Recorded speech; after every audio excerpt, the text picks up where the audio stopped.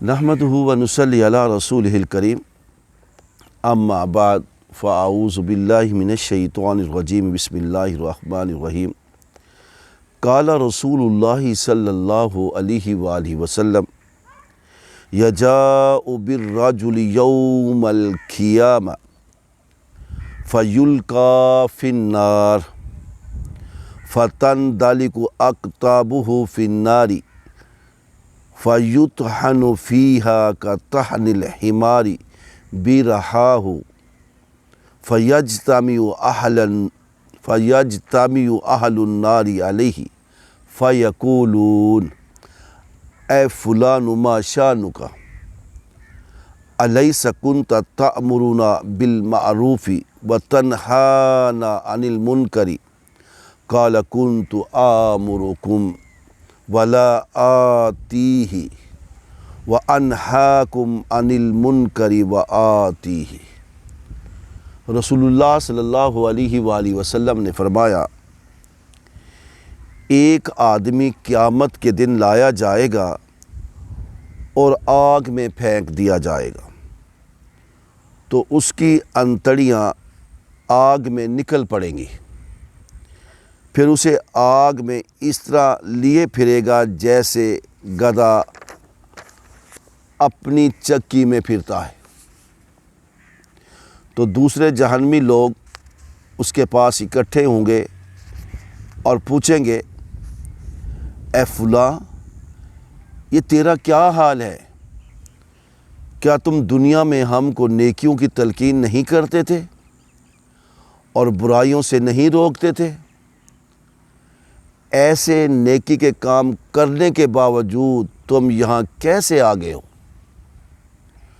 وہ شخص کہے گا کہ میں تمہیں تو نیکیوں کی تلقین کرتا تھا اور خود اس کے قریب نہیں جاتا تھا، اور برائیوں سے تم کو تو روکتا تھا پر خود کرتا تھا۔ محترم ناظرین، میں نے آپ کے سامنے بخاری اور مسلم شریف میں سے ایک حدیث تلاوت کی ہے اور جس کا ترجمہ بھی میں نے آپ کے سامنے گوش گزار کیا ہے۔ اس حدیث کے راوی حضرت اسامہ بن زید رضی اللہ تعالی عنہما ہیں۔ اب اس حدیث کے مطابق ایک شخص جسے قیامت کے دن لایا جائے گا اور جہنم میں ڈالا جائے گا اور جس کی انتڑیاں باہر نکل پڑیں گی اور وہ اپنی انتڑیوں کو لیے پھرے گا اور اس طرح لیے پھرے گا جس طرح گدھا اپنی چکی کے گرد پھرتا رہتا ہے، ایک چکی کے گرد چکر لگاتا ہے۔ تو دوسرے جہنمی اسے دیکھ کر اکٹھے ہو جائیں گے اور اس سے پوچھیں گے، تو وہ شخص ہے جو نیکیوں کا حکم کیا کرتا تھا، آج تو یہاں کیسے پہنچ گیا ہے؟ وہ کہے گا، میں تمہیں تو نیکیوں کا حکم دیتا تھا پر خود نہیں کرتا تھا، تمہیں تو برائیوں سے روکتا تھا پر خود برائیاں کرتا تھا۔ محترم ناظرین، انسان دوسروں کو تو نصیحتیں کرتا ہے، لیکن جب اس نصیحت پر، اس بات پر عمل نہیں کرتا تو اس سے زیادہ وہ گنہگار ہو جاتا ہے۔ آج ہم اپنے معاشرے میں جب نظر دوڑاتے ہیں، ہمیں ایسے لوگ بھی نظر آتے ہیں جو باتونی ہوتے ہیں، لفظوں کے ساتھ جنگ جیت جاتے ہیں، بات چیت میں تو کسی کو قابو نہیں دیتے اور باتیں کرنے کے شیر ہوتے ہیں لیکن عمل کے زیرو ہوتے ہیں۔ اسی طرح امت مسلمہ، اللہ کے رسول نے امت مسلمہ کے مبلغین کو اس حدیث کے ذریعے تنبیہ کی ہے کہ ایسا نہ ہو کہ ڈرانے والے خود جہنم میں ڈالے جائیں۔ تم دوسروں کو تو تبلیغ کرتے ہو اور خود اس پہ عمل نہیں کرتے، تو ہمیں یہ چاہیے کہ دوسروں تک بات پہنچانے سے پہلے ہمیں اپنے گریبان میں بھی جھانکنا چاہیے کہ جو بات ہم دوسروں تک پہنچا رہے ہیں، دوسروں کو ڈرا رہے ہیں جہنم کی ہولناکیوں سے اور جنت کی طمع دے رہے ہیں، کیا ہم خود بھی ان باتوں پر عمل کرتے ہیں؟ کیا ہم نے قرآن و حدیث کو چھوڑ تو نہیں دیا؟ ہم صرف کہنے کی حد تک ہیں، کرنے کی حد تک نہیں۔ اب دیکھیں اس سے بڑی وعید اور کیا ہوگی کہ جو شخص نیکیوں کا حکم کیا کرتا تھا، اس شخص کا انجام اللہ کے رسول صلی اللہ علیہ وسلم نے بتا دیا کہ وہ جہنم میں ڈالا جائے گا، کہ جہنم کی آگ کی تپش کی وجہ سے اس کی انتڑیاں باہر نکل آئیں گی۔ بالخصوص یہ حدیث مبلغین کے لیے، مقررین کے لیے، ذاکرین کے لیے، واعظین کے لیے، علماء کرام کے لیے، کہ لوگوں کو تو آپ نیکی کی تعلیم دیتے ہیں اور خود بھی نیکی کی طرف رجوع کریں، رجوع اللہ کریں، خوف خدا پیدا کریں، خشوع خضوع کے ساتھ نماز پڑھیں، جذبے سچے رکھیں، نیتیں صاف کریں اور اسلام کے مطابق زندگی کو ڈھال لیں۔ ایسا نہ ہو کہ ساری زندگی تبلیغ کرتا رہا لیکن اس پہ عمل نہ کرتا رہا۔ وہ اس صورتحال کی طرح ہو جائے گا قیامت کے دن۔ 3 اشخاص کو قیامت کے دن لایا جائے گا اور اللہ تعالیٰ ان سے کہے گا، اے فلاں شخص، میں نے تمہیں کتنی نعمتوں سے نوازا ہے، تو نے میرے لیے کیا کیا ہے؟ وہ کہے گا، اے اللہ، میں نے اپنی جان تیرے لیے پیش کر دی تھی۔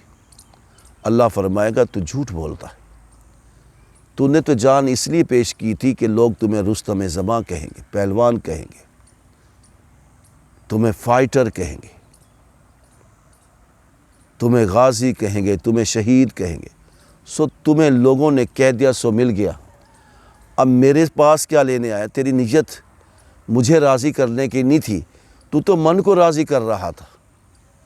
ایک اور شخص کو لایا جائے گا، اسے بھی اللہ تعالیٰ یہ کہیں گے، اے فلاں شخص، میں نے تمہیں کتنی نعمتوں سے نوازا ہے، تو نے میرے لیے کیا کیا ہے؟ وہ کہے گا، یا رب العالمین، میں نے بڑی ترتیل کے ساتھ قرآن مجید پڑھا تھا، بڑی آواز کے ساتھ، بڑی پرسوز آواز کے ساتھ میں نے قرآن کی تلاوت کی تھی، بڑی اچھی آواز کے ساتھ۔ تو اے اللہ، میں ساری زندگی قرآن پڑھتا رہا۔ اللہ فرمائے گا، نہیں، تو جھوٹ بولتا ہے، تو نے قرآن کو بڑی ترتیل کے ساتھ، بڑی سر کے ساتھ اس لیے پڑھا تھا لوگ تجھے قاری القرآن کہیں، تمہیں بہت بڑا قاری قرآن کہیں۔ سو لوگوں نے تجھے کہہ دیا، تمہیں خطاب مل گیا، تو خطاب کے لیے قرآن مجید پڑھتا تھا، ریاکاری کیا کرتا تھا، جو تجھے مل چکا، تجھے خطاب مل چکے، اب تو میرے پاس کیا کرنے آیا؟ ایک تیسرا شخص لایا جائے گا، اسے بھی اللہ تعالیٰ یہی کہیں گے، اے فلاں شخص، میں نے تمہیں کتنی نعمتوں سے نوازا تھا، تو نے میرے لیے کیا کیا ہے دنیا میں؟ وہ کہے گا، یا رب العالمین، میں نے دنیا میں تعلیم دی ہے، دین کی تعلیم دی ہے، دنیا کی تعلیم دی ہے، لوگوں کو میں نے شعور دیا ہے، میں عالم فاضل تھا، میں نے لوگوں میں تقاریر کی ہیں، میں نے واعظ و نصیحت کی ہے، میں تجھ سے لوگوں کو ڈراتا رہا ہوں۔ اللہ فرمائے گا، تو اس لیے تقریریں کرتا تھا کہ لوگ تجھے علامہ فہامہ کہے، سو لوگوں نے تجھے کہہ دیا، تو میری رضا کے لیے نہیں کرتا تھا، جو تیری رضا تھی تجھے مل گئی ہے۔ اللہ تعالیٰ حکم دے گا فرشتوں سے کہ آؤ، ان تینوں کو پکڑ کے جہنم میں اوندھے منہ گرا دو۔ تو میرے دوستو، میرے ناظرین، میری بہن اور میرے بھائیوں، اللہ تعالیٰ کا حساب بہت سخت ہے۔ اللہ نہ تو حساب میں بھولتا ہے اور نہ ہی کسی کو چھوڑتا ہے۔ اللہ پورا حساب دے گا، نیکی کا بھی اور برائی کا بھی۔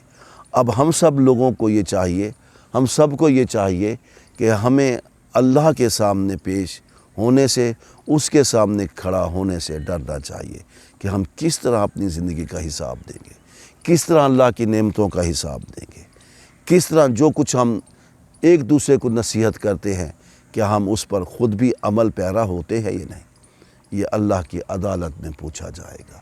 اللہ سے دعا ہے کہ اللہ تعالی ہمیں ہمیشہ عالم با عمل بنائے اور ایسی تبلیغ کرنے کا ہمیں توفیق دے جس تبلیغ میں خلوص ہو، جس میں نیت صدق نیت سے ہم کام کریں، جس پر اللہ تعالیٰ خوش ہو جائے۔ اللہ کی توفیق اور تائید شامل حال رہے۔ آخر دعوانا ان الحمدللہ رب العالمین۔